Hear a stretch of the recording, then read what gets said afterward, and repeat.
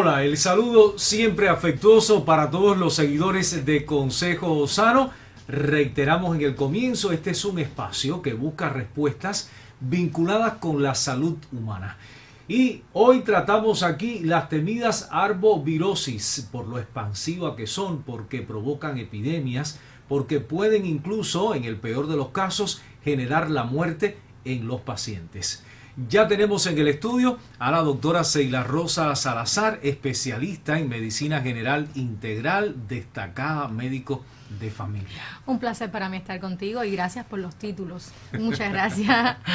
Doctora, comencemos conceptualizando el término arbovirosis. Así mismo, las arbovirosis no son más que las enfermedades virales ocasionadas por la picadura de un insecto, en este caso el mosquito, que es el gran temido agente causal de las arbovirosis.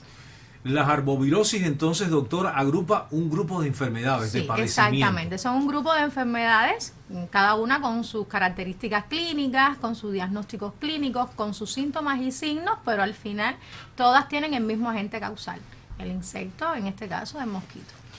¿Por qué son propias de los trópicos, de las zonas, digamos, cálidas del planeta? De hecho, donde más vemos este tipo de insectos, háblese de mosquitos, es en las zonas cálidas. ¿Por qué? Porque obviamente son más resistentes a las altas temperaturas, háblese del calor, del sol, del trópico, a las partes estas de las bajas temperaturas, háblese de las zonas estas donde hay mucho invierno, donde realmente hay nieve, donde existe de cierta manera un clima más glacial, que por supuesto por tolerancia propia del tipo de animal, ¿no? de su forma exoesquelética del animal, no es capaz de resistirse a los cambios climáticos tan bajos como el frío o el invierno. Porque además las elevadas temperaturas generan lluvias, precipitaciones. Como digo, su hábitat.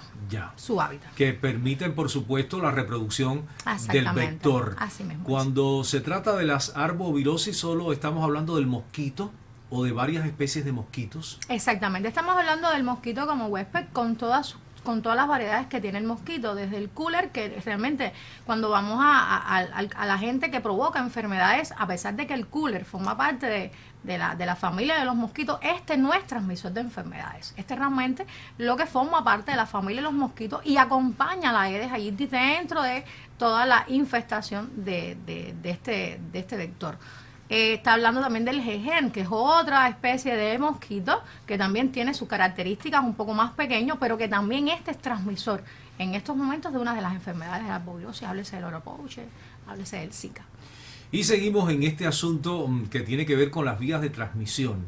Las arbovirosis no se trasladan de un ser humano a otro, de una persona a otra, por contacto, por, digamos, transmisión de algún líquido, puede ser la saliva, no es por esa vía. No es por esa vía. Las arbovirosis, el único modo de transmisión de enfermedades es a través de la picadura del insecto. Este es el único que es capaz de infestarse y transmitir la enfermedad de una persona a otra a través de su picadura. No es de una persona, de un huésped, es decir, yo enferma, a usted se lo puedo transmitir, no es así. Tiene que ser la picadura de insecto a mi huésped enfermo hacia una persona sana y obviamente va enfermándose y por eso es su alta transmisibilidad que tiene. No estamos hablando de un solo mosquito, estamos hablando de toda una cantidad de mosquitos a la misma vez picando, infestando y a la vez transmitiendo. Por eso su alta transmisibilidad y además es considerado uno de los animales que más muertes provoca a nivel mundial en cualquier país. Entonces, desde el comienzo defendamos la tesis de que si eliminamos al vector así mismo es, o eliminamos el hábitat del vector, estaremos reduciendo, digamos, hasta donde es posible la transmisión de las arbovirosis, doctora. Así mismo es. Primero, eliminar el vector como tal es más complejo que eliminar el hábitat del vector. Si nosotros somos capaces de eliminar el hábitat del vector, automáticamente este no va a tener dónde reproducirse, dónde producir, por supuesto, toda la cadena esta de formación de la larva, de la pulpa, hasta el mosquito grande, el adulto. Todo eso desaparece automáticamente, disminuye la transmisibilidad, disminuye el huésped susceptible y, por supuesto, bajamos la transmisión. Este proceso de transmisión mediante el vector se da cuando el mosquito hembra, tengo entendido, extrae la sangre de la persona enferma y después pica a un semejante y le coloca el virus. Así mismo es. El mosquito, por lo general, háblese de la Aedes aegypti hembra, que es nuestro agente causal de estas arbovirosis, es capaz de picar a un paciente, a un huésped, que este huésped esté enfermo, obviamente, como es como dentro de los animales que son chupadores de sangre, es capaz de captar todo este componente sanguíneo infestado, inocularlo en un huésped sano y así sucesivamente se convierte en un círculo de transmisibilidad de un huésped a otro, huésped siempre sano, de un paciente enfermo a huésped sano, y entonces aparece la transmisión. Siempre la hembra, Aedes aegypti, infestada hacia un huésped sano. Durante décadas, doctora, los cubanos conocimos del dengue. Así mismo. Incluso su expresión grave, su expresión menos grave, incluso varias cepas del dengue. Así mismo. Pero en los últimos años se incorporó, por ejemplo, la chikungunya, el Zika.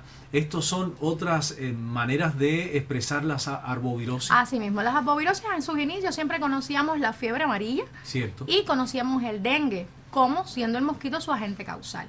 Al transcurrir los años, hace alrededor de 3, 4, hasta 5 años hacia detrás, mucho antes incluso de la epidemia, la pandemia de la COVID, ya se hablaba del el oropouche, ya se hablaba del Zika, ya se hablaba de la chikungunya, pero en otros países, háblese de Venezuela, háblese de Brasil, es decir, lugares donde había zonas amazónicas que de cierta manera desencadenaban la proliferación del mosquito Aedes aegypti infestado por este tipo de arbovirosis. Por supuesto, por la misma inmigración, por el hecho nada más de ya Cuba pertenecer dentro también de los países donde este Aedes aegypti ya traía consigo el Zika, la chikungunya y el oropouche, se aparece entonces dentro de las arbovirosis, además del dengue y la fiebre amarilla, estas otras enfermedades asociadas al mismo hongo. No existe en el mundo, la ciencia no ha alcanzado todavía a producir vacunas para evitar la enfermedad o las arbovirosis en general, doctora. No, todavía, a ver, hemos hecho estudios de tipo de ensayos clínicos con algún tipo de cepa que pueda ser destruida a través de las vacunas. Lo que pasa que cuando vamos al estudio real del dengue o vamos al estudio real de cualquiera de las arbovirosis, estos virus son muy cambiantes, mutan con gran facilidad. Quiere decir, todos los años lo vemos incluso en los pacientes en las sintomatologías que van presentando, el cuadro de gravedad que pueden llegar y de hecho el plazo en que se enferma el paciente, se complica o aparecen los primeros síntomas, nos demuestra que el virus va mutando. Quiere decir, podemos crear una vacuna que en sus primeros inicios demuestre que puede destruir un tipo de serotipo del dengue o un tipo de serotipo del Zika o de la chikungunya, pero el otro año obviamente crea una gran resistencia y puede incluso mutar y cambiar completamente su componente genético y entonces obviamente la vacuna ya no sería de tanta utilidad como fue en sus primeros inicios con la primera cepa conocida. Entonces, por lo general casi siempre, al ser un virus que muta demasiado, que cambia muchísimo en todos los años, incluso en todo el tiempo de transcurso de la enfermedad, puede ser muy difícil llegar a un diagnóstico preciso. Pero sí hay estudios, sí se están haciendo ensayos clínicos, sí se han manejado incluso hipótesis de trabajo de vacunas que pueden de cierta manera eliminar un poco la sintomatología de gravedad, pero sí, por lo general, en estos momentos no tenemos ninguna vacuna que pueda decir esta es la vacuna contra el dengue o esta es la vacuna contra algún tipo de arbovirosis. En estos momentos no existe ninguna de estas vacunas. Las arbovirosis. Hoy en Consejo Sano hemos estado explorando al menos sus orígenes, el vector transmisor, las maneras en que se expresan en los trópicos. Hacemos un receso, doctora, y en breve regresamos para seguir compartiendo estas informaciones que te asesoran, que te orientan, que te facilitan, digamos, mecanismos para afrontar esta situación que hoy mismo vive la nación. Hacemos el corte, en breve regresamos.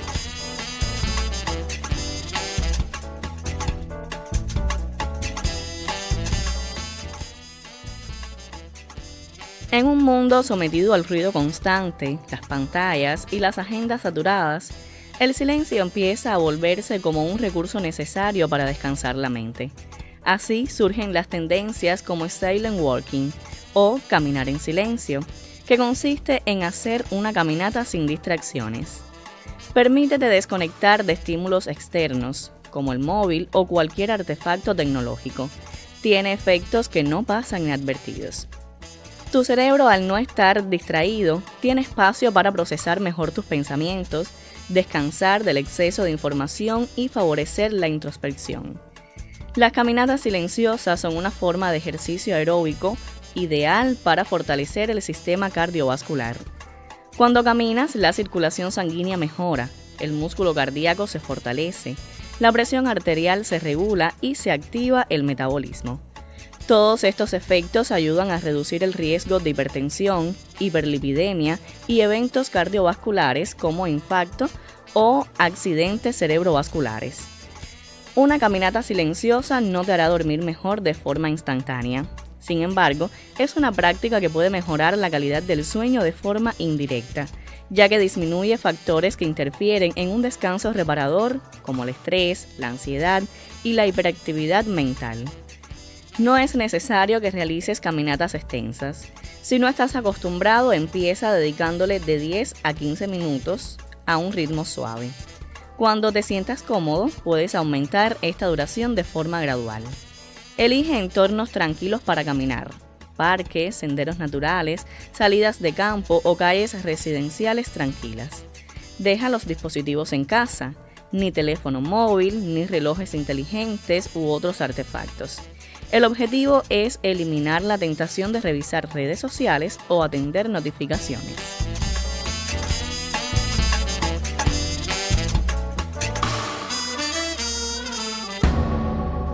Les recuerdo, hoy conversamos aquí sobre el grupo de enfermedades que integran las arbovirosis, doctora. Y quiero preguntarle sobre las semejanzas que encontramos en este grupo de padecimientos. Bueno, por lo general casi siempre cuando estamos al frente de la arbovirosis siempre vamos a pensar que el huésped es el ser humano. Como ser humano al fin tiene un mecanismo de defensa desde el punto de vista inmunológico que responde a cualquier tipo de enfermedad viral, por lo que vamos a encontrar siempre la fiebre como uno de los patrones en todas nuestras arbovirosis. Fiebre que, por supuesto, en comparación con cuando vamos a los diagnósticos diferenciales de algunas de las arbovirosis, en algunos puede hacer una fiebre demasiado elevada, en otras puede mantenerse una fiebre alrededor de los 38 o menos, o en algunos incluso pueden tener algún tipo de fiebre, pero háblese más bien de las famosas destemplanzas, háblese de 37 a 37 y medio. Pero siendo la fiebre uno de los síntomas y signos patognomónicos de cualquiera de estas arbovirosis que conocemos, que en estos momentos está afectando a nuestro país. Uno de los otros síntomas que vamos viendo con frecuencia en el conjunto de todas las arbovirosis es el dolor en las articulaciones, háblese de las mialgias, las artralgias, y a nivel de todo lo que tiene que ver con la órbita de los ojos, que se habla también del dolor retroocular. Esto también aparece en todas nuestras arbovirosis. Ahora, ¿qué pasa? Que cuando vamos al diagnóstico diferencial del tipo de dolor en la articulación con el compromiso de la inflamación o no, ya ahí podemos empezar a diferenciar si estamos enfrente del dengue o estamos enfrente de la chikungunya, que es mucho más articular, es mucho más edematoso, y entonces nos ayuda a diferenciarlos, pero igual siguen siendo las mialgias, las artralgias y el dolor retroocular uno de los síntomas y signos que aparecen en todas nuestras arbovirosis.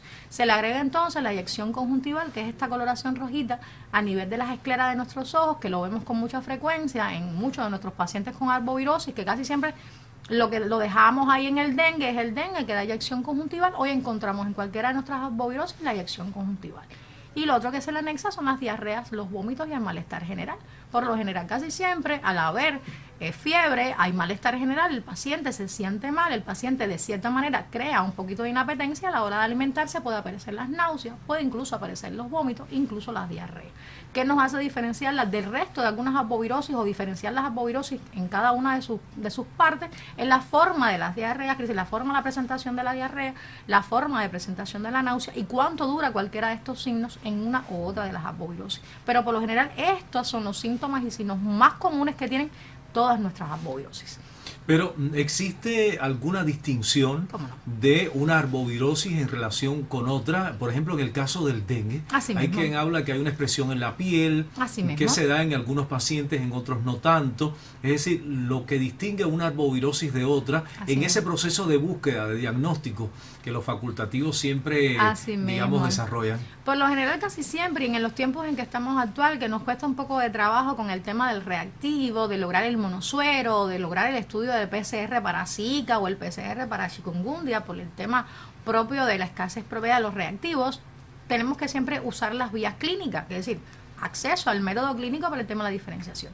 Donde casi siempre manejamos primero es el tiempo que ha transcurrido desde que comenzaron los primeros síntomas al momento que apareció o desaparece uno de ellos y aparece uno nuevo. Por lo general casi siempre veíamos al dengue que en las primeras 72 horas, por lo general casi siempre el paciente se cruzaba por una fiebre elevada de 38 hasta 39 y entonces aparecía el rash. estas lesiones en la piel de tipo pruriginosa y que bueno, de cierta manera nos decía, esto es dengue.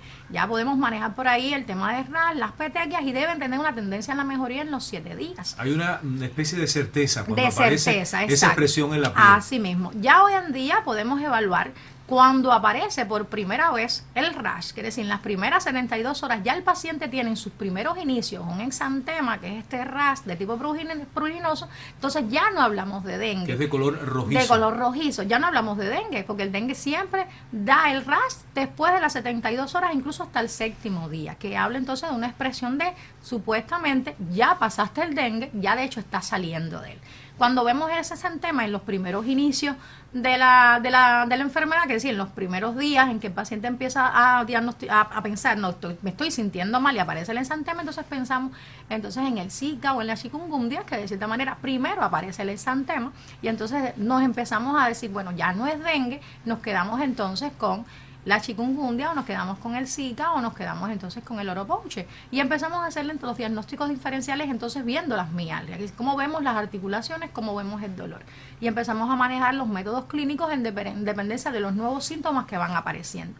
La única diferencia que nosotros hemos visto en el transcurso de toda la transmisibilidad que tenemos en estos momentos es la distancia o el tiempo en que se demora para curar el paciente. Estamos hablando de una enfermedad que antiguamente veíamos que a los 7 días ya el paciente estaba completamente o casi completamente curado y de hecho ya lo estábamos incorporando a la sociedad, que sí ya estaba comenzando a trabajar porque ya a los 21 días, que normalmente está establecido por protocolo, a los 21 días es como está por la parte epidemiológica, pero ya a los 7 días el paciente estaba, como decimos nosotros, completamente curado o por lo menos con algunas secuelas menos graves. Y no está pasando. Y hoy no está pasando. Hoy estamos viendo un paciente que puede estar llegando incluso a los 10 días, de 3 a 10 días, con toda la toma del estado general, sintiéndose completamente mal. Una fiebre que no disminuye, incluso puede llegar a ser 5 días hasta 7 días con fiebre. Fiebre muy elevada, fiebre hasta de 39 grados Celsius, con toma completa del estado general. Incluso puede llegar entre los 3 y los 10 días a la complicación, háblese de la deshidratación, que es lo que con más frecuencia estamos viendo hoy al adulto mayor, a las enfermedades crónicas asociadas a nuestros niños, que son los que más están llevando la complicación de este punto de vista. Y también podemos ver entonces 21 días, incluso hasta 3 meses, un proceso que no mejora en el tiempo, pero que no alivia al 100%, que si todavía lleve presentando algún tipo de secuela o puede tener una recaída, que antiguamente eso no lo veíamos, no veíamos esa famosa recaída que estamos viendo hoy actualmente en nuestros pacientes con cualquiera de las arbovirosis, incluyendo el dengue, que antes el dengue tenía su plazo y ahora no, podemos manejarlo de 21 incluso hasta 3 meses, no con secuela, sino padeciendo la enfermedad. Podemos encontrar en un mismo paciente, en un periodo cercano o en el mismo periodo, pues la infección de más de una arbovirosis. ¿Cómo no? Lo que pasa es que no lo podemos diagnosticar, porque por lo general casi siempre lo que más manejamos es el monosuero, quiere decir, manejamos el tema del dengue a través del monosuero y a través del resultado podemos empezar a descartar. Si hacemos un monosuero en un paciente con toda esta sintomatología y viene negativo, entonces descartamos y puede ser que nos quedemos entonces con oropouche, Zika o chikungunya. Porque bueno, fiebre amarilla en estos momentos Cuba no tiene, pero nos quedamos con estas 3 y empezamos entonces el tema de descartar a través de la sintomatología. Pero no significa que no podamos encontrar en un paciente las cuatro arbovirosis, las 4 enfermedades en el mismo huésped. ¿Por qué? Porque estamos hablando de un paciente que está inmunodeprimido. Paciente que de cierta manera tiene el sistema inmunológico bastante deprimido, por lo que se expone y se vuelve vulnerable a cualquiera de las arbovirosis, incluyendo los procesos respiratorios que también están frecuentes a cualquier de sus presentaciones. Quiere decir que el paciente al estar vulnerable puede volverse a infectar. No solamente del que tuvo, porque ya tiene una memoria inmunológica del que acaba de salir, pero puede reconocer o no puede reconocer a cualquiera del resto de las arbovirosis que pueden estar en estos momentos circulando en el país. Dejamos reposar de nuevo el tema, doctora. Regresamos al momento de consejos y de inmediato estamos aquí con usted y con nuestro público para retomar el tema en Consejos Sanos.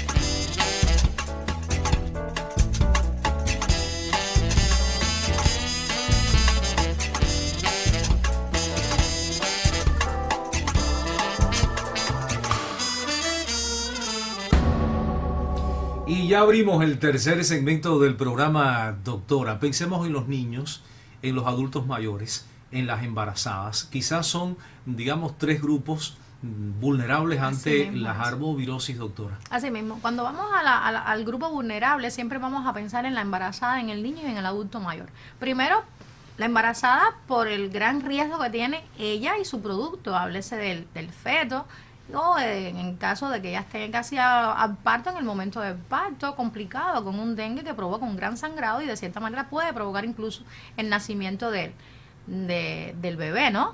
Pero también incluso en su formación, cualquiera de estas arbovirosis puede competir con el buen desarrollo y el buen crecimiento del feto, incluso antes del cierre de la sida del tubo neural, que es una de las complicaciones más graves, que se habla del Zika, que es una de las que compite con el cierre del tubo neural y el nacimiento de forma normal y fisiológica de nuestro bebé, o incluso su desarrollo en el transcurso de la gestación, de cierta manera compite. Entonces tenemos que estar muy al tanto del tema de nuestras embarazadas, cómo están, dónde están, y desde el punto de vista endémico, dónde están. Porque por lo general casi siempre vemos la embarazada en una comunidad donde a su alrededor ya estamos hablando de casos febriles, ya estamos hablando de ambientes que son propicios a que este vector de cierta manera prolifere y de cierta manera empiece a transmitir. Entonces tenemos que tener el ojo puesto siempre en estas embarazadas y, si es preciso, moverlas del sitio, ingresarles en otro domicilio cerca de la familia o en otro lugar, o simplemente en instituciones de salud, por el riesgo alto que tiene la zona de crear transmisión y, por supuesto, infectar a nuestra gestante en cualquier periodo gestacional que esté. Así pasa con nuestros niños, precisamente los menores de 5 años, que son los que hoy están comprometiendo incluso su salud, están comprometiendo incluso los cuerpos de guardias con el tema de la cantidad de casos que están asistiendo hoy a nuestros cuerpos de guardias por el alto número de niños menores de 5 años complicados con la deshidratación, el dolor abdominal, el compromiso hepático, incluso el íctero. Entonces, de cierta manera, tenemos a nuestros niños también menores de 5 años. No significa que un adolescente no se pueda enfermar, ni tampoco un preescolar, un escolar. Pero lo que pasa es que nuestros niños menores de 5 años, de cierta manera, tienen menos conocimiento desde el punto de vista inmunológico. Hacia la verdad, vamos a que estos niños no han tenido todavía el contacto con muchos de estos agentes causales de enfermedades, y por lo general no reconocen del punto de vista inmunológico y compiten muchísimo para crear este mecanismo de inmunología desde el punto de vista fisiopatológico. Y cuando vamos entonces a nuestro adulto mayor, que sería todo lo contrario, es decir, ya reconoce bastante el virus, pero no tiene la fuerza, claro, no tiene la voluntad, ni tampoco no desencadena del punto de vista generativo tan rápido como lo haría un joven, y por supuesto compite también con el envejecimiento, que por lo general casi siempre envejece todo, no solamente envejece la piel, sino los órganos, la respuesta inmunológica, todo lo que tiene que ver con mecanismos de defensa, y por supuesto se pone más vulnerable, incluso a fallecer en estos momentos por el tema de las arbovirosis. Ante un cuadro como este, doctora, el adolescente, digamos, de 18 años, el adulto de 80, pues se queda en casa con la familia, no acude al médico de familia, está transitando por una arbovirosis, pero considera que con analgésicos, con reposo, con líquido, puede transitar felizmente. Pero puede ocurrir entonces que transite hacia la gravedad y no percatarse a su debido tiempo. Eso resulta muy peligroso. Muy peligroso. De hecho, hoy se está viendo. Por lo general, casi siempre los pacientes, como ya van conociendo, porque tenemos esa cultura del conocimiento de nuestras enfermedades, que de cierta manera ya forman parte del ciclo de los meses y los años en Cuba, por ser un país tropical, ya la gente va conociendo, bueno, ahora viene el dengue siempre circula de esta manera, con esto siempre me ha aliviado, con esto siempre he mejorado, bueno, me quedo en casa. Es un gran error que se está viendo, porque ya, como yo le expliqué al inicio, no es el mismo dengue que conocemos en el año 2024, ni de mucho menos el del año 2019. Es un dengue que muta, es un dengue que cambia, que quizás hoy, como se está viendo, una gran resistencia a los analgésicos. Más agresivo. Más resistente en el tiempo. Así mismo, mucho más resistente, y de cierta manera compite mucho más rápido con la vida del paciente. A veces veíamos las complicaciones en pocos casos, al cabo de los 10, 15, hasta 21 días veíamos la primera complicación, que casi siempre era el sangrado, la epi, un sangramiento nasal, o a la hora de cepillarnos los dientes aparecía un sangrado y bueno, venga, vamos a tratar esto y mejoramos. Pero hoy en día las complicaciones se están viendo mucho más tempranas. A veces el paciente considera que no es una complicación, háblese de la hepatomegalia, es decir, aumento del tamaño del hígado, que lo pueden incluso, a veces los pacientes incluso se lo pueden hasta palpar, les duele muchísimo y lo asocian quizás a algo muscular. Esto es muscular porque estar tanto tiempo acostado, porque el hecho de que no me estoy alimentando bien porque no tengo deseo, el hecho incluso del consumo poco de ingesta de agua hace que las deshidrataciones aparezcan y sin el paciente darse cuenta, porque a veces dice tengo sed y sin pensar que la sed ya es una complicación de la deshidratación. El paciente no tiene por qué tener sed. Cuando se tiene sed es porque ya estás deshidratado. Entonces, de cierta manera nos damos cuenta que hoy los pacientes al quedarse en el domicilio tienen mucho más riesgo de complicarse que el paciente que está en una institución o por lo menos ha llegado a la institución las primeras 72 horas de inicio de los síntomas. Por eso la premura de llegar hacia las instituciones de salud para ir siguiendo el caso, ir evaluando el caso y viendo al transcurso de la enfermedad qué síntomas pueden ir apareciendo nuevos o cuáles no, es lo ideal, ¿no? Y de cierta manera a nosotros como médicos de familia sería lo que más pronto nos ayudaría a nosotros a cortar la transmisión y evitar las complicaciones. Se dice de que si se enferma una vez o dos, incluso hasta más de dos, por ejemplo, del dengue o de la chikungunya, estaremos en mejores condiciones de afrontar una posible o una próxima transmisión, doctor. Por lo general, casi siempre, en otros tiempos la gente decía, si a mí me dio dengue ya el año pasado, a mí no me debe dar dengue. Mi sistema inmunológico está más preparado. De cierta manera, tu sistema inmunológico reconoce una cepa del dengue, pero usted no sabe en ese momento cuál es la cepa que está circulando. Es decir, no te puedes quedar con la idea de que no te vas a enfermar y te vas a exponer. No debería ser el título, ¿no? Sino realmente siempre cuidarte, porque es que no sabemos realmente qué serotipo puede estar en estos momentos circulando en tu comunidad, en tu casa, en tu barrio, en tu escuela. Por lo general casi siempre puede ser que sea el mismo, pero puede ser una mutación o puede haber cambiado. Y tu organismo también debe haber cambiado y de cierta manera compite también con la aparición o no de la arbovirosis. Muchísimas gracias, doctora. Para mí un placer. Por estar con nosotros en Consejo Sano. También la gratitud para nuestro público que nos sigue cada semana. Dentro de 7 días estaremos aquí para compartir, como siempre, otro Consejo Sano.